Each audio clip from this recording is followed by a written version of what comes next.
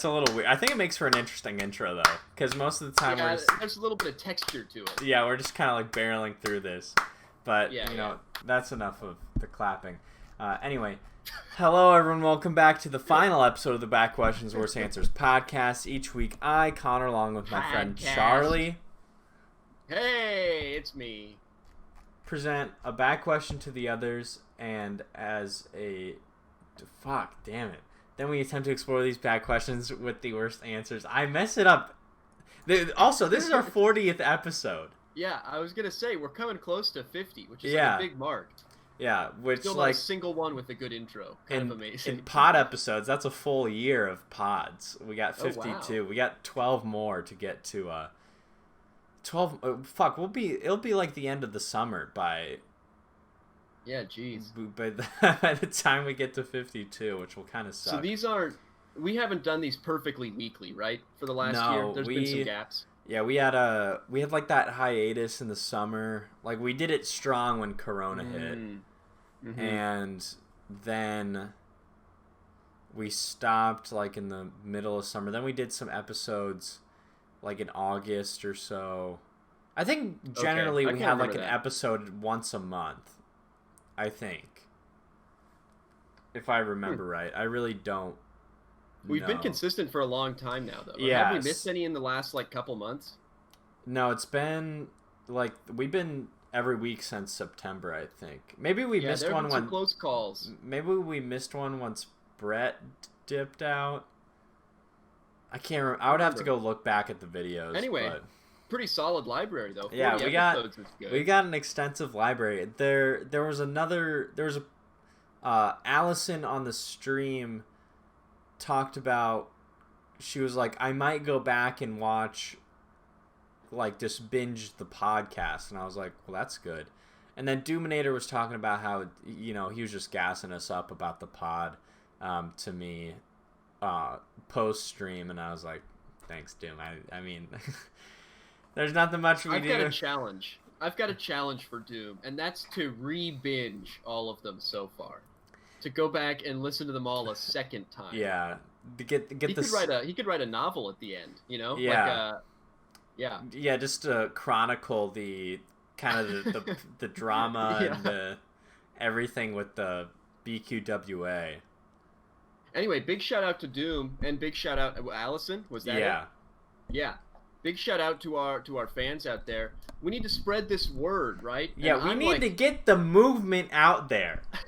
I'm like at the core of that. This is my show, as I've addressed. Okay, for a few weeks now. mean, this is still up for debate. My show, though. Yeah, but it is mine, and I'm doing nothing because I have no channels to do that with. But I'm calling on everyone else to do their part, especially Connor, my assistant to the co-host, assistant to the host. You know what I've never understood? Is you'll see like host and then someone else listed as co-host. Is there a hierarchy there? Like in my world, am I the host of this and you're the co-host? In your imaginary world, maybe you're the host and I'm the co-host. But also on like a podcast, it's unless you like, I feel like it's weird to identify those roles. I feel like it gets the waters get very muddy at a certain point because it's just like two people. Then it's like, well, these two people are just doing a podcast. There really isn't a host or a co-host. Yeah. I feel like it would either have to be like, David Dobrik doing a Jimmy Fallon where he is at the big desk and is like his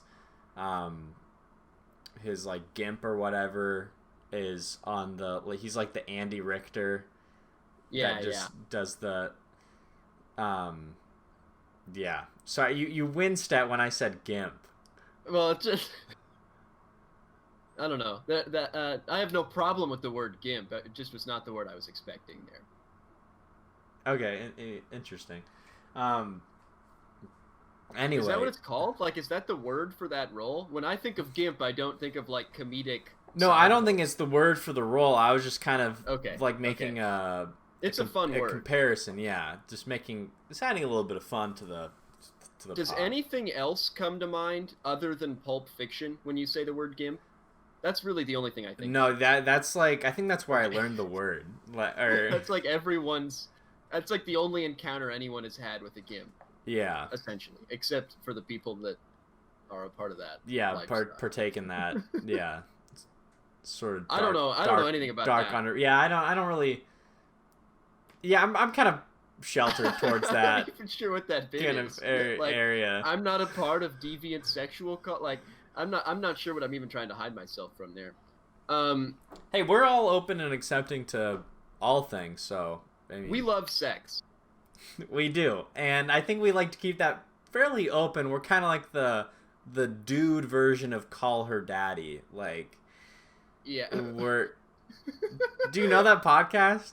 I have no idea. It's like one of like the most popular podcasts. It's Call Her Daddy, where it's just like Alex Cooper. She talks about, I don't know, like sticking a finger in a dude's ass. Like I don't know.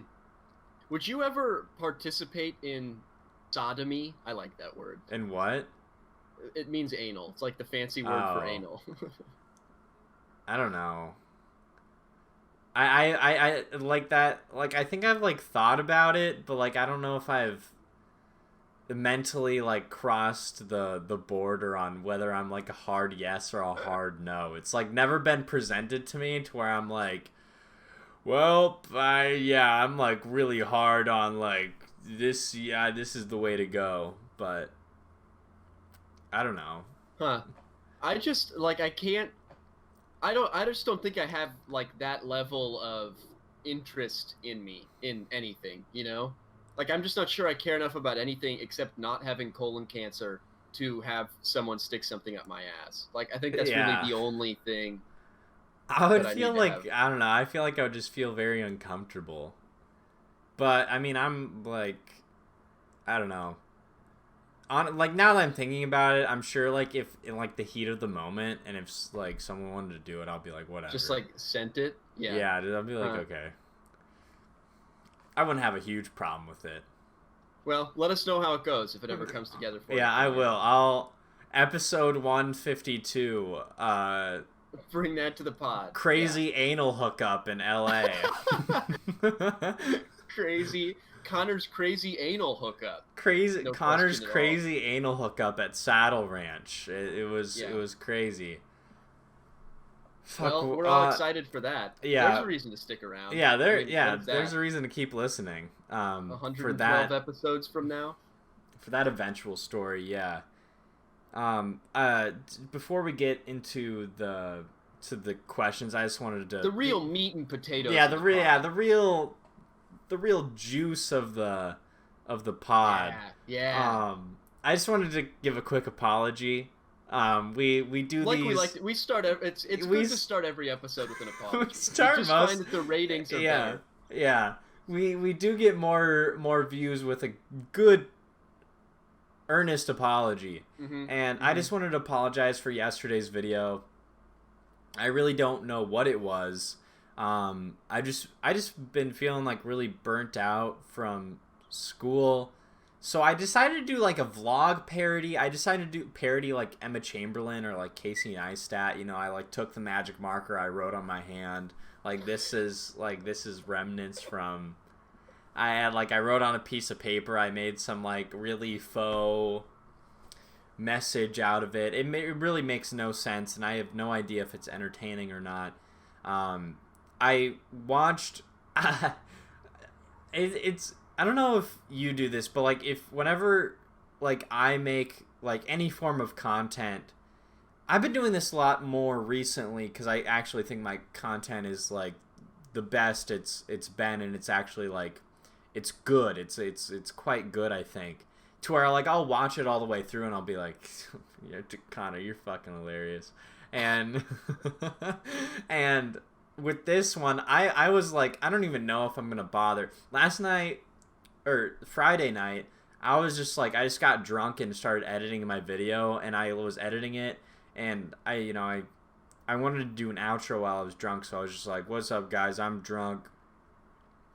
Here's the comment of the week and blah. I'm sorry. I just profusely apologize. So I don't want to get too just re-explain the video. Just go watch it.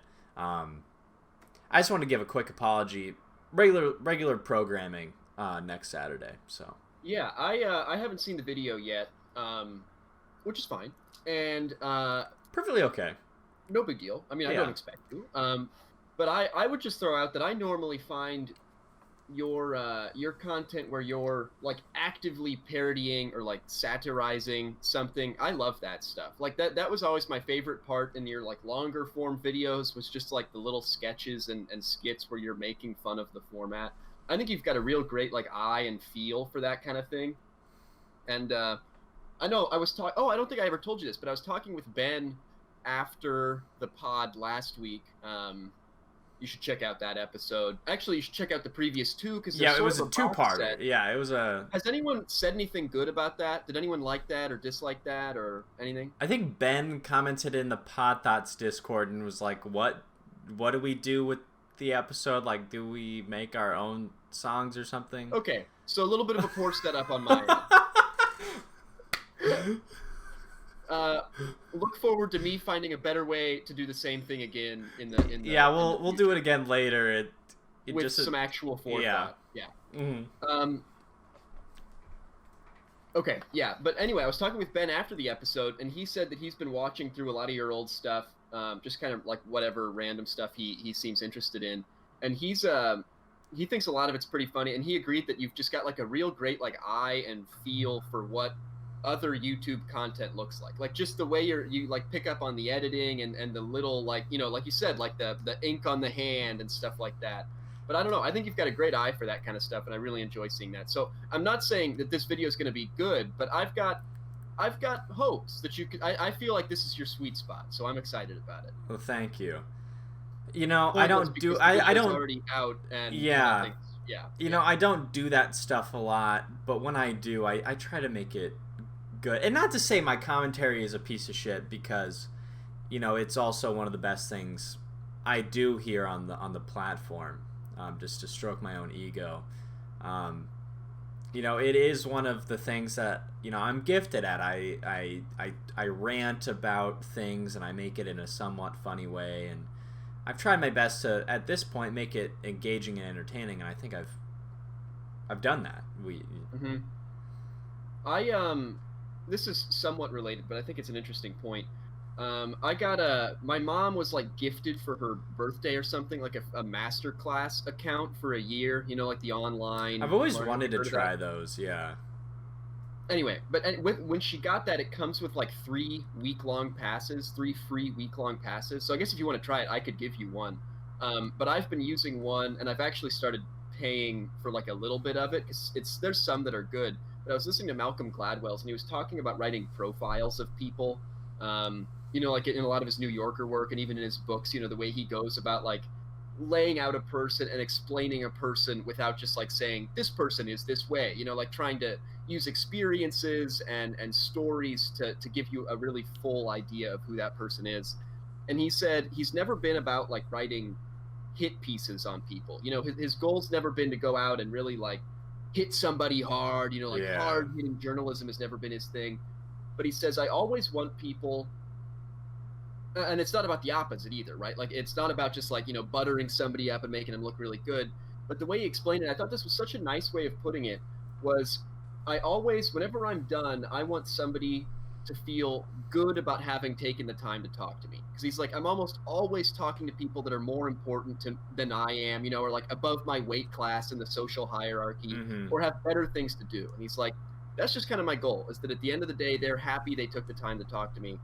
And I think it's very different in like a YouTube setting, right? Like there's definitely more of a hit piece or you know, angle that you're taking there, like the satirical stuff. But I thought that was a nice way to look at it. It's not about just like shitting on somebody, but it's about, you know, trying to embody them and bring them to life in a way that they might not have seen themselves before. Yeah. And yeah, I think you've talked a lot about Malcolm Gladwell, and like I think I've like looked into him a little bit, but I think I've like favorited or added like some of his books to my wish list to like read, but I haven't gotten around to it. But I need to check him out, because I know you talk about him quite a bit. I love his stuff, and I mean, there's there's shortcomings to it, right? Like there's people that critique the way he does things and the way he writes things as oversimplifying and stuff like that. Another thing he said in this masterclass that I thought was great is he was talking with some of his other writing friends, like that are in sort of a similar genre, and they took some like quiz where you put in a bunch of words into a software and it spits out what your grade level of writing is. Mm-hmm. And he said that he did that for him as one of like the most renowned writers alive right now, right? Regardless of what you think of him in terms of like a journalist.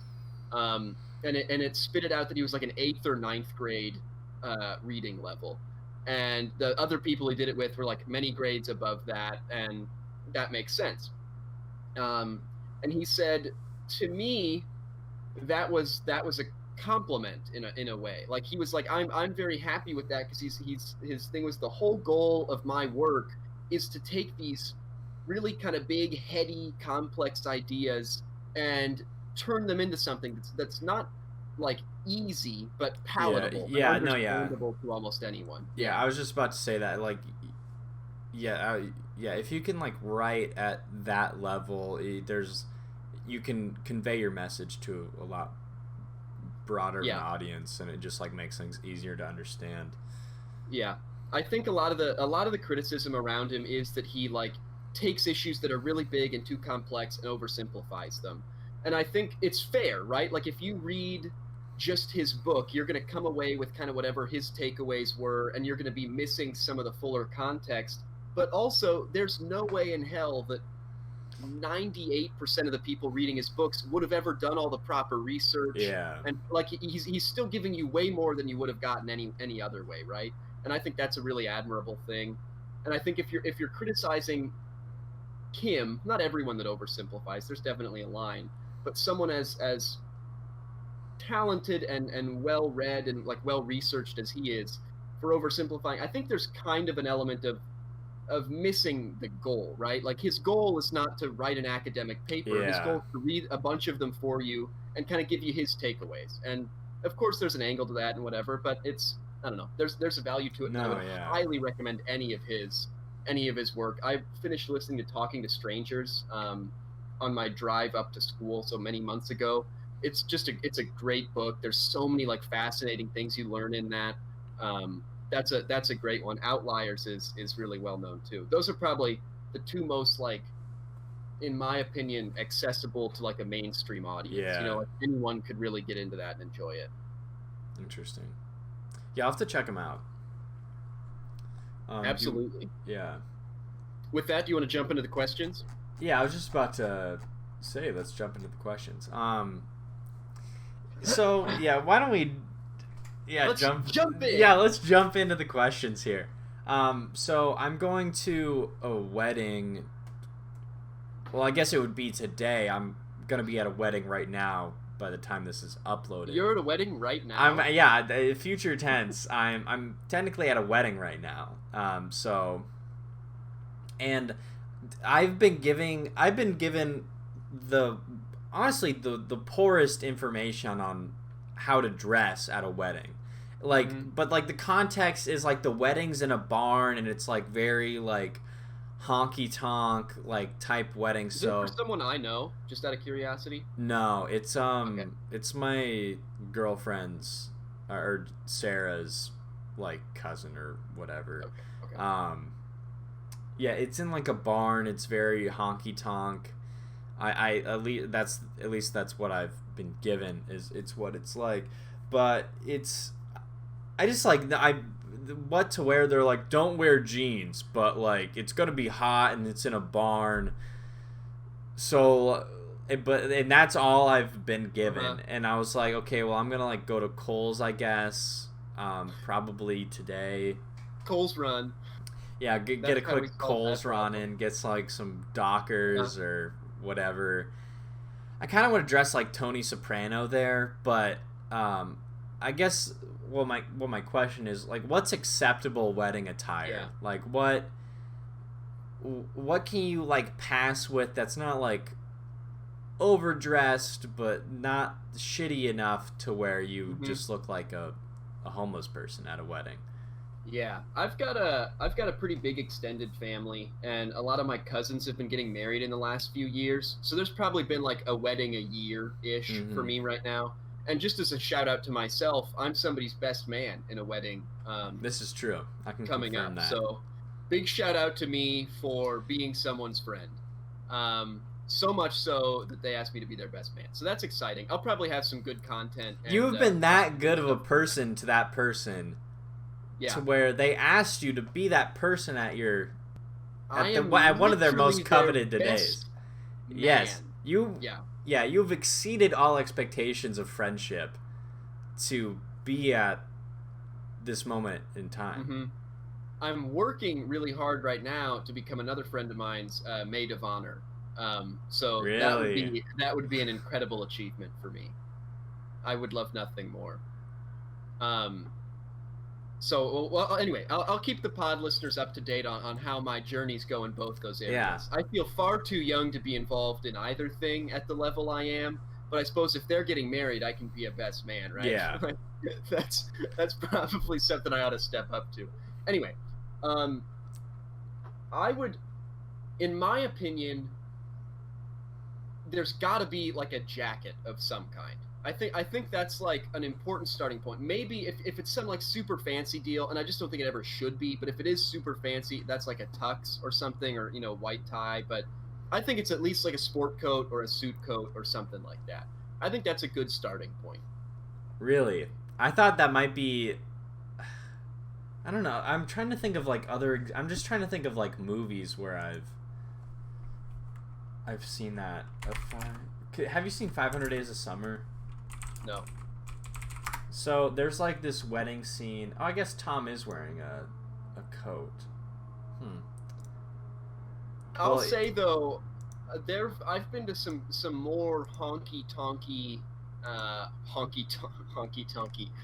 tonk like ish, that sort of a feel. And there will be guys like in jeans, a big old belt buckle, and some kind of like a plaid shirt. Um, I really don't think there's anything bad. I was at a wedding where someone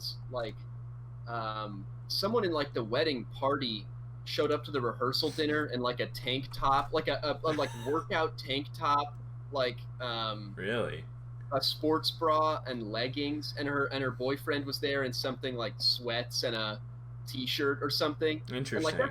that's like the rehearsal dinner. Like it's not as big as the wedding, but it's definitely not leggings and a sports bra. Um, so don't do that. If you were thinking about picking up some leggings and a Yeah. sports bra, don't go that route, Connor. Yeah, I'm And you not should thinking. probably pass that along to Sarah too. Yeah. Yeah. I'll pass it along to her. I'm not thinking of that. I'm just like I'm confused. Like I've been told like khakis is a good and like a Yeah. button down, but I like all of my pants I got when I was like a sophomore in high school. And like yeah, they fit me, but I just like I feel like I look awkward in them. I just want to find something that I look sharp in, you know? Gosh, I've got a real pants problem, and this is just between you and me. We're gonna cut this out. Um, I've within the last couple months ripped holes in the like inseam, the crotch seam of almost every pair of pants I own. Um, That's apparently a big problem with a lot of people that I've never experienced. yeah, I think it's probably because my balls are just really, really big, like really, really big. Really? No, I think it's I think it's because I play a lot of spike ball in the pants, and so there's like a lot of like reaching and diving. Yeah, I guess And I've never that seen does you in the ripping, but shorts, so I assume that there's a lot of like yeah. Also, I hate tension. shorts. Yeah. I've grown on pants. I love shorts though. I think I hate them. if I was living in California, which who knows, I probably will if it's not as big of a shithole as it is right now. I will Yeah, it's probably wear shorts 24/7. um, yeah, I hate them. Unless I'm going to like play a sport, I really am like almost always disappointed that I've worn them because I always like every time I don't wear pants, I end up like going on a hike or something where there's like itchy shit or like tall grass, and like I want pants on right now. I just hate shorts, and I think I look dumb in them because my legs are so thin and bony and scrawny and covered in moss. Yeah. I just nobody needs to see that. So, yeah, I think I look dumb in them, and I'm uncomfortable in them, and I always end up doing something where I just wish I had pants on. So I'm a big pants guy, but I really need new pants because, as I mentioned, almost all of them have holes in the crotch. Some of them are so bad where I'll find myself sitting and there will be a testicle kind of peeking out between my legs, and I've got to kind of, tighten the legs up a little bit, stop the man spread. Yeah. That's interesting. So there's nothing good about any of that, and I'm glad everyone knows. Do you think like a sweater would be acceptable? Like a nice... I love you in a sweater, for one. That's not something I've thought about before, but I think it's a great look for you. In my head, I only have one sweater that I've worn. I can't remember.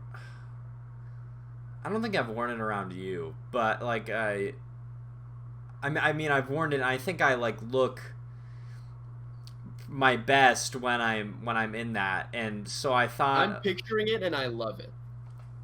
And do you think that's acceptable, like wedding attire? Is that like if it was just like a nice, like sharp looking sweater, and like I had the pants and the tie under it? Do people do ties under a sweater? I've never heard that. Okay. I think it could work, and I think especially given the country Blair nature, I think most of the weddings that I've gone to are a little more buttered up than that. I think that's a good look. I think that some nice-ish khakis, like a smooth khaki, not like a textured khaki. I'm into that. I like it a lot. A shirt that matches a little bit somehow. Yeah. I think. Wait, are we thinking of the same sweater? Is it red-ish? No, I'm like, are you thinking of like a cardigan type sweater or like a sweater that? That's a good point. I was thinking of like a sweater. I was thinking of like here. I'll grab. Yeah, let's. We've got time on the pod.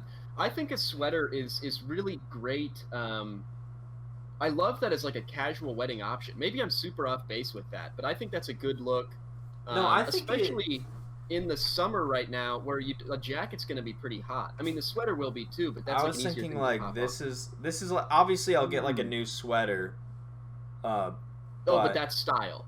Yeah. Yeah. It's very wrinkled. I need to wash it. I don't think it's a good wedding sweater, but I do like that sweater. But yeah, I think that's a good style. Definitely. Do you think something more like one color, not as flashy? Like... Yeah. I'd go like a single cut. Do you have like a nice patterned button-up of some kind? Yes. Yeah, I think just get a sweater that goes with one of those. So you get the collar sticking up, the sweater, and then khakis. Yeah, I think... I'll think about how that looked. Yeah, I'm gonna go. Sorry, this is probably awful for all the pod listeners, but Connor's wardrobe hour. Yeah, Connor's wardrobe hour. Yeah, I think like something like maybe because I was watching Sopranos last night and Tony was wearing this like really sick, like it was like white at the top, then black at the bottom, and it had like white on like the on the side, and I was like, that looks like that's a nice ass like sweater, and like he had the chain on and everything. I really want to embody my Italian roots at this wedding occasion. Yeah, I think the sweater's a great move, and I think something like that where there's like a light pattern, or I think the one I would describe the thing you had there as like kind of graphic, which is just a word I'm making up to describe it, and I don't think that's a good angle, but I think like a light pattern, a light texture, something like understated. Yeah, and then you let that shirt pop up with the collar and do a little bit of talking for you, like that's your accent piece. Yeah, I think that's good. I like this. I like the look. That I'll have to like take a picture and like report back and see how it goes over. I wonder if Sarah's at work. I might call her and ask to come to Kohl's with me just to, get some advice. Yeah. No, women have a nice touch with all that stuff, so I'm just teasing. No, and the last thing, you want, she'll have a good feel for it. Certainly better than you and I will. And, like, that's kind of the one person there that you want to have feel good about your outfit, right? Like, if you're going to dress up, the one person you want to have support that is your... I don't really care about who's getting married. I'm more... this is a very apathetic kind of showing for myself. You're there to support her, and that starts with how you look. Yeah, that starts... Yeah. What do you do with the hair? I think that's a good question. I need to get like my fucking head shaved or something. I have no idea what to do with this hair. That's why I wear a hat pretty much every time. I think I might do like, I don't know if I'll do like the middle part or like maybe I'll like, I really have no idea what I'll do. Yeah, I'm just growing mine out until I can get home, get a good haircut from my guy there. Gosh, You got a guy? I got a guy back home, yeah. Really? Joe. He's a great guy. He's done my haircut since I was a kid. He was the, like, in my mom's, like, scrapbook shit somewhere. There's, like, a sample of my baby hair, which is a little bit weird. My mom has that, too, of mine. Yeah, I don't know. It's kind of gross, but I don't like that. But anyway, he's the same guy. He's awesome. Big fan of him. I had a guy out here that did my hair, but he moved down to L.A. I found that out by having someone stalk his Instagram for me to figure out what was going on there because he wasn't on the website anymore. Well, what the fuck? Why didn't he tell you? He's I know, your guy. We shared 2 good haircuts together where he talked to his friends that were hanging out in the thing, and I just silently sat in the chair. It was perfect. There was no social expectation on me. It was purely an exchange of goods and services. I loved it. I feel like that's a weird... the barber shop or just like a hairdresser or whatever, it's a weird environment where it's kind of like an awkward, like they're very close to you and then they feel like to be like, oh, what's going on with you? Like, yeah. And then it's like this big gossip thing that nobody really cares about. And it's a long period of time where a stranger is like within a very close proximity and like touching you. There's really no other environment where it's like that, except maybe a doctor, but there's a different feeling around. Yeah, it's not as personal with a doctor, I feel like. But yeah, with the haircut it is a very personal setting. Yeah, and I think like the doctor, there's like the privacy element and sort of like a confidentiality beyond like the formal confidentiality of it, but just like what's it's professional between you two. But the haircut's public, and the result of the haircut's going to be on display for all to see. Yeah, and doctors are responsible for this as well, but people who cut your hair, they're a lot more responsible for your overall aesthetic, and it's very, and the hair is very important to that. And I think it's clear looking at both of our haircuts right now that we're really concerned about that aesthetic. Mine's real bad, and I've got this gross beard. I think I showed it last episode, but I've been trying to work on it. Do you think I should shave for the wedding? Like cut the mustache off? I've had the mustache for a while, but I was thinking about it. I was like, should I shave? Should I go for that? That's, I think, a Sarah question. I think that's definitely a Sarah question. I think if a mustache is part of who you are, you keep it. Like, I've got this beard going purely just for the fun of it. I've received no positive feedback on it, and I hate it. But I think it's kind of funny. And actually, like a group of girls said they liked my mustache on a walk the other day. So that was then keep it. That was a win. That's my answer. If you've gotten any positive feedback on it, keep it. The only feedback I've gotten were from like sort of like mild acquaintances of mine being like, "Hey, that looks good," which I just know is key for it's passive aggressive bullshit. Yeah, they don't. It's but I think it's funny. So that's what's keeping me going there. But I think the mustache is sort of part of what you've got going on. Yeah, I've had it for. Maybe you shave the stubble a little bit. No, yeah, I'll probably shave that. Yeah. Yeah, I think this mustache is probably the longest I've had with kind of a designated kind of facial look. Because I never know what to do with it. Because like when I shave, I'm like, oh, this like will look good, and then I look like I'm 16 or 12 again, and I'm like what? Yeah. Yeah. Do you have an electric razor? Yeah. Yeah, I need to get one. I've been freeballing it with just like a normal like hand analog razor, and it makes it very hard to do whatever I'm trying to do here, which again isn't good, but yeah. I'm fortunate. I feel like I'm very lucky. I just like don't really grow this like under like facial hair. Yeah, and I'm realizing I'm the opposite. Like you can see, I've got nothing going on. Yeah, you here, almost. Yeah, it's all very like jawline under. Yeah, and then up I've is. got like a. It's almost like a red. built-in chin strap kind of. It looks kind of red. It is a little bit. I don't know if that's the lighting. It's about the same as my normal hair, I would say. But yeah, it's not a good look because it doesn't like fill up my face at all. Yeah. Like this part, it stops here, which just is like a forced chin strap. And as much as that's hot, not what I'm after. Yeah, mine's the opposite. Anything like here and above, it like grows hair, but I just like don't get any here. It's weird. I mean, like I'm thankful for it. Like. Yeah, well, this is good content. We've done this for. Yeah, I was just about to notice. I was just about to say like this has been very. We're just kind of like checking our. This is just like the podcast episode where we just check ourselves out in the mirror. Like. Yeah. I think to return to steer us back on course a little bit.